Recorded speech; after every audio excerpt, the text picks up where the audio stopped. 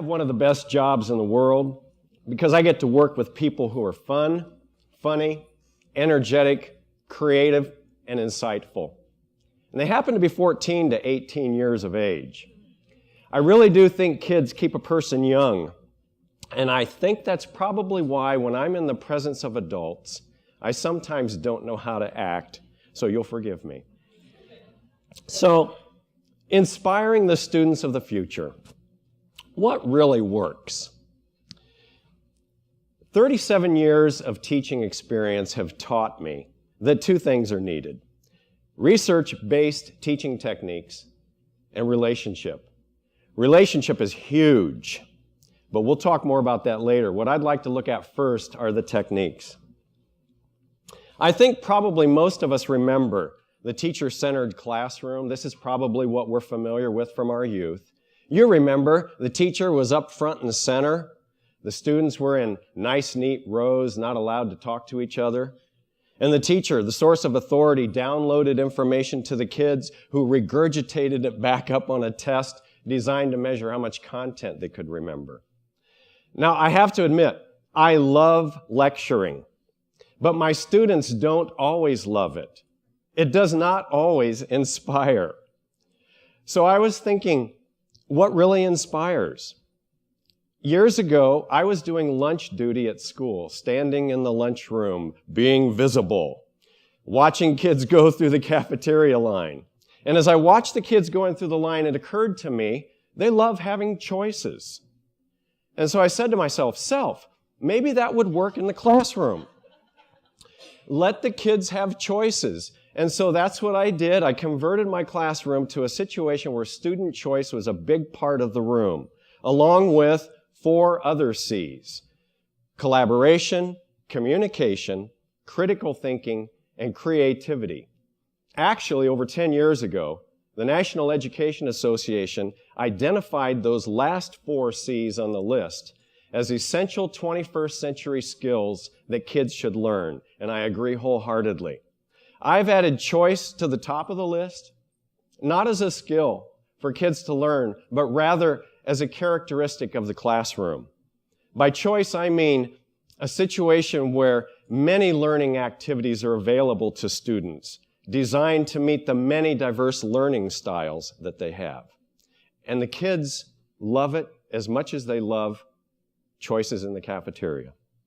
Now, I think we're made for learning this way. Imagine our early hominid ancestors out looking for food. Don't you know that finding and tracking that woolly mammoth required critical thinking and problem solving? It definitely required collaboration, teamwork. I mean, you wouldn't want to do this by yourself. No way. And collaboration required communication. And then I imagine those people sitting around the campfire at night, reliving the adventures of the day's hunt. They must have had smiles on their faces when they were retelling the story of the hunt. And I know they smiled when they put those cave paintings up on the wall, because creativity is a uniquely human, pleasurable, satisfying activity. So I believe our brains are wired for the 5 C's. And since they're wired for the 5 C's, that authentic learning will happen when kids are allowed to engage in the 5 C's. And not just learning, but I think kids will enjoy a classroom setup like this and even be inspired in this way. Now, this requires a classroom setup based on the 5 C's requires a shift from a teacher-centered classroom to a student-centered classroom. And this requires the teacher to remove him or herself from front and center, becoming more of a guide on the side rather than a sage on the stage. But this opens up opportunities to not merely teach, but to coach, to mentor, to nurture, and inspire. And that's why I love it so much. Now, time out. It's important for me to mention these are not my original ideas. I stand on the shoulders of giants. Remember Plutarch? He said it a long time ago. The mind is not a vessel that needs filling, but wood that needs igniting. And more recently, Albert Einstein. Education is not the learning of facts, but the training of the mind to think. All right, you're going to have to bear with me. I'm going to get real goosebumply for a minute. One of the absolute most exciting moments of my life, my professional life, was meeting Albert Einstein just a few years ago. Changed my life bumping into him in that wax museum. What a moment it was. So I stand on the shoulders of giants. Giants like Montessori and Piaget. And Dr. Sam Postlethwaite, who was doing a lot of these things in his biology classes at Purdue University back in the 1960s. I'm a product of the Purdue biology department. That's where I fell in love with biology. I stand on the shoulders of giants like Tom Watts and Steve Randack, who were doing this back in the 1970s in their high school biology classes. I stand on the shoulders of many giants called elementary school teachers and special ed teachers. So I'm a product of all of those mentors. So collaboration, communication, critical thinking, creativity, and student choice. What's it look like? If I could just share with you briefly the experiences that I've tried with this. I've taken my 9th grade biology classes and divided the school year up into 2 to 3 week units. At the beginning of each unit, the students are given a menu of all the smorgasbord activities that are available on the menu. Now, this has been challenging because I've had to write all of these activities so that no matter what combination of activities a student chooses to do based on their learning styles, and no matter what order they choose to do them in, they'll still achieve the required objectives for the unit. It's been fun. It's been a challenge. But the kids love it. They love having the choice. And there are many times when they forget that I'm even in the room, and that's okay. One of the things that is not required, there are 2 activities normally in every unit that are not required. One is the test at the end of the unit, and the other one is the computer tutorial. I've taken several summers and written these self-paced, interactive computer tutorials that the kids work through. They're designed to take the place of the stuff that I used to lecture on. Kids have told me in private, Mr. Ruhl, we like the tutorials better than your lectures. And that's okay. That's perfectly okay because it's all about them. And so if you came to visit my class on a typical day, you would see some kids working through the computer tutorials. You would very likely see some kids working on some website activities online. It's very possible you would see some kids in a corner of the room with headphones on watching a video related to the unit, writing out answers to questions that accompany the video. I'm sure would see students doing laboratory activities. You would probably notice some kids tending to their ongoing science fair projects. And I know for sure you would probably find a group of kids off in another corner around an educational game designed to teach them about some biological concept related to the unit. And you would likely see some kids doing some hands-on, minds-on simulations, learning about some other biological phenomena. I know you would see some kids off in a corner filling out what are called reflection sheets that are designed to get them to think about their learning, self-evaluate their efforts, take past knowledge and connect it to new knowledge. And there's one other activity on the menu that a lot of kids really enjoy. It's called arts and entertainment. It's on the menu in every unit. And this is where the students take any concept they've learned in the unit and at home develop some kind of a project presentation and then present it to the rest of the class on the last day of the unit. Arts and entertainment. Has to be non-traditional. It's only limited by their imagination. So they can come in and perform a song, a skit, present a movie, present a model that they've built, poetry, any non-traditional way of demonstrating their knowledge of something they've learned in the unit. For example, these 2 young ladies in our biochemistry unit took it upon themselves to build a model of a chlorophyll molecule using gumdrops to represent the atoms. These two young ladies, they're sisters. They happen to decide to demonstrate in a very creative way the fact that they each inherited half of their genes from mom and half of their genes from dad. Gotta love them. This method of teaching, for me, I have found, 37 years experience, is not only effective, but it's fun because it allows me to sit down with small groups of students while I'm team teaching with that fleet of 10 computers. It gives me the opportunity to sit down with a group of 2, 3, or 4, or 5 kids and respond to questions that they initiate. It allows me the opportunity to listen to their thinking.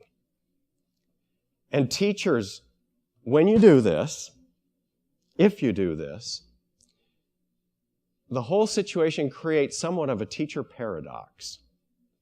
Because by removing yourself from front and center, you seem to become less important. But paradoxically, in reality, you become more important. Because when working as a guide on the side, you're freed up to use the most powerful teaching techniques I have ever run across in 37 years. They're as old as the hills. It doesn't matter what techniques are used, these two always work. I'm talking about two loves.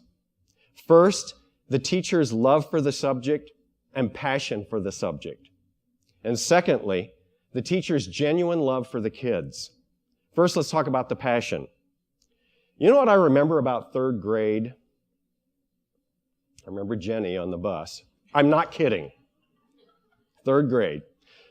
No, the thing I remember most about the classroom in 3rd grade is I remember our teacher every day after lunch would read to us for 10 to 15 minutes. She would read to us Tom Sawyer. What an adventure. Oh, we had black and white TV, we had cartoons on TV, but this was different. It was obvious to us that Miss Hershey loved reading and she was passionate about reading to us. Tom Sawyer, what an adventure. At the end of the 10-minute reading period, I couldn't wait until the next day to find out what would happen to Tom and his friends. I don't know if Miss Hershey realized it or not. I should have written her a letter a long time ago. She inspired me to be a reader. But you see, she wasn't saddled with state-mandated standards and state-mandated high-stakes standardized testing. And so she was free to teach and inspire. I'll never forget her. She means the world to me. I should have written her a long time ago. Then for that other love, teachers' love for the kids. If there are any teachers in the audience, don't get nervous. I'm not talking about warm, fuzzy, emotional love. I'm talking about genuine, decisional, put the other person first kind of love. It motivates. It inspires in a powerful way. I'm talking about the kind of love that C.S. Lewis wrote about it in his book, The Four Loves. He described it as agape love, the highest level of love known, a self-sacrificial kind of love, a love that's passionately committed to the well-being of the other. This kind of love is not always emotional, but it is always decisional. So teachers, great news. This means you can love your kids even when they're not likable. Does that ever happen? Because this kind of love is not emotional, it's decisional, and it motivates and inspires in a powerful way, and it's as old as the hills. So teachers, an airtight lesson plan is important. A well-organized, consistent discipline plan is important. effective use of technology is important. The standards are important, but please don't let them stifle your creativity. All these things are important. But what the kids are going to remember most of all is you. Don't forget that sixth C, caring. That is the most effective, most powerful, most inspiring way of teaching, getting their attention, motivating them, inspiring them. What they're going to remember most is that you look them in the eye and ask them about their extracurricular activities and their part-time jobs. What they're going to remember most is that you just asked them in the hall how they were doing. What they're going to remember most is that you worked really hard in the first couple weeks of school to learn their names in the first couple days. What they're going to remember most is that you went to their athletic events and their concerts. What they're going to remember most is that you led the class in loud, off-key choruses of happy birthday. What they're going to remember most is that when they made the newspaper, you put their newspaper clippings up on the wall in the classroom, and you told them to autograph them. And you told them to do that so that someday when their autographs were worth lots of money, it would fund your retirement. What they're going to remember is that you were transparent and that you were real and that you had the ability to laugh at yourself and laugh with them.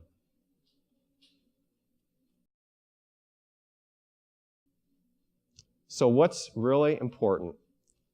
How do we motivate? How do we inspire? Allow kids to involve themselves in the classroom in student choice, collaboration, communication, critical thinking, and creativity. But don't forget that sixth C. It's probably the most important one because the greatest of these is love. Thank you.